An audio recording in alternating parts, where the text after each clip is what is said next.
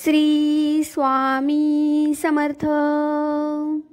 या विश्वाच्या प्रत्येक कणात देव वास्तव्य करतो हे लोकांना माहीत आहे. देव सर्वत्र विराजमान आहे. अगदी आपल्या शरीरातही देव वास्तव्य करतो.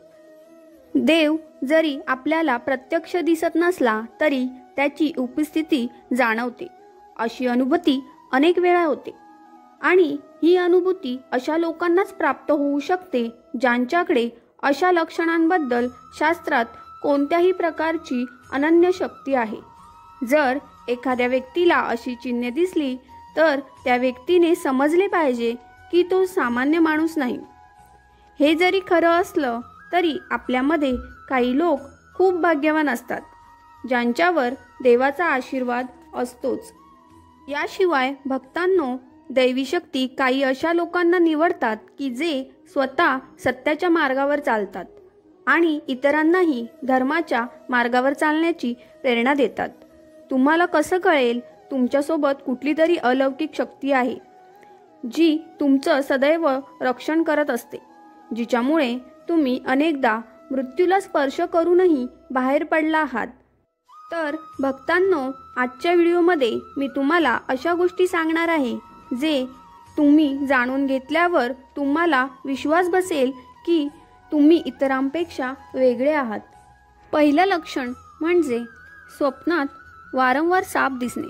स्वप्नात साप दिसणे ही एक सामान्य गोष्ट मानली जाते, परंतु सतत तुम्हाला तुमच्या स्वप्नात साप दिसत असेल तर हे साधे लक्षण नाही. तुमच्या भविष्यात येणाऱ्या संपत्तीचे सूचक. म्हणजेच तुम्ही पुन्हा पुन्हा हे स्वप्न पाहत असाल तर येणाऱ्या काळात तुम्ही प्रचंड संपत्ती कमवाल. तुमची गरिबी आता संपणार आहे. तुम्ही वेगळं काहीतरी कराल ज्यामुळे तुम्ही इतरांपेक्षा चांगले व्हाल. महादेवाचा तुमच्यावर विशेष आशीर्वाद असेल. स्वप्नात साप दिसणे तुमच्या भविष्यात संपत्ती वाढवण्याचे दर्शवते. याचा अर्थ असा आहे की तुम्ही तुमच्या सर्व गरजा पूर्ण करू शकता. तुमची इच्छा असेल ते तुम्हाला मिळेल. तुमची सर्व मनोकामना पूर्ण होईल. स्वप्नात साप दिसल्यावर तुम्ही नियमितपणे भगवान भोलेनाथाची पूजा करायला विसरू नका. यामुळे तुम्हाला लवकरच फळ मिळेल. या जगात असे काही लोक आहेत ज्यांच्यात अनोखी शक्ती आहे. त्यांना भविष्यातील घटनांबद्दल विशेष माहिती आधीच मिळते.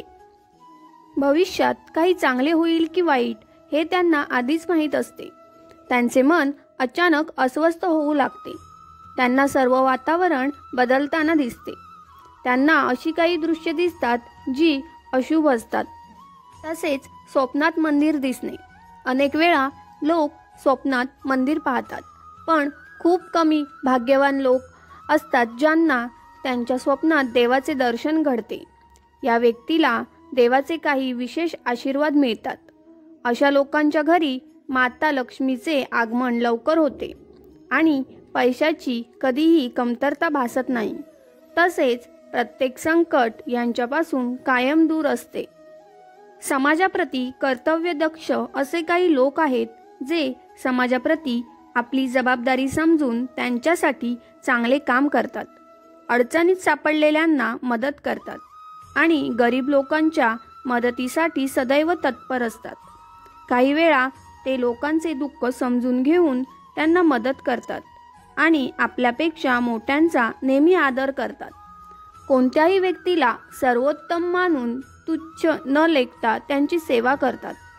प्रत्येक व्यक्तीमध्ये असे गुण नसतात, परंतु जे असे गुण ज्या व्यक्तीमध्ये दिसतात त्यांच्यावर भगवंताची कृपा असते.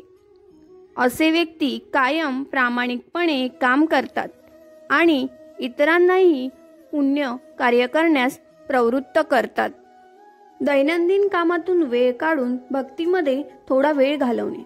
भक्तांनो, धर्मग्रंथात सांगितले आहे की ज्या व्यक्तीचे चांगले गुण उत्तम आणि श्रेष्ठ असते त्या व्यक्तीचे जीवन भक्तीने परिपूर्ण असते. म्हणजेच तुम्ही तुमची कामे करून देवपूजेला थोडा वेळ देऊन त्याचा अनुभव घेतलात तर प्रत्यक्षात तुम्ही दैवी शक्तीने वेढलेले आहात. त्यामुळे तुम्हाला वेगवेगळी देवाप्रती कृतज्ञताही वाटते. अशा स्थितीत देवावरील पूर्ण श्रद्धा जागृत होते. दुःख असो वा सुख, प्रत्येक प्रसंगात भगवंताचे स्मरण करणारी व्यक्ती भगवंताला नेहमीच प्रिय असते. आजूबाजूचा एक विशेष सुगंध अनुभवणे. काही लोक असे असतात की त्यांच्या आजूबाजूला त्यांना नेहमीच एक विशिष्ट प्रकारचा सुगंध जाणवतो.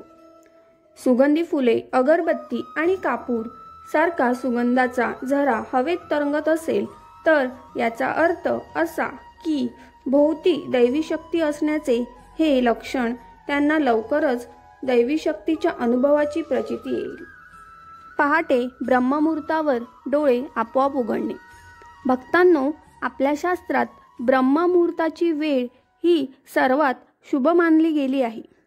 ती दिवसातील सर्वात महत्त्वाची वेळ मानली जाते, कारण ब्रह्ममुहूर्ताच्या वेळी वातावरणात अनोखा सकारात्मक ऊर्जेचा संचार असतो. म्हणून शास्त्रात ब्रह्ममुहूर्तावर उठणे हे श्रेष्ठ मानले गेले आहे. परंतु जर एखाद्या मनुष्याची झोप स्वतःच ब्रह्ममुहूर्तावर उघडत असेल तर तो एक अलौकिक संकेत मानला जातो. अशा लोकांच्या आयुष्यात कधीच पराभव येत नाही. श्री स्वामी समर्थ.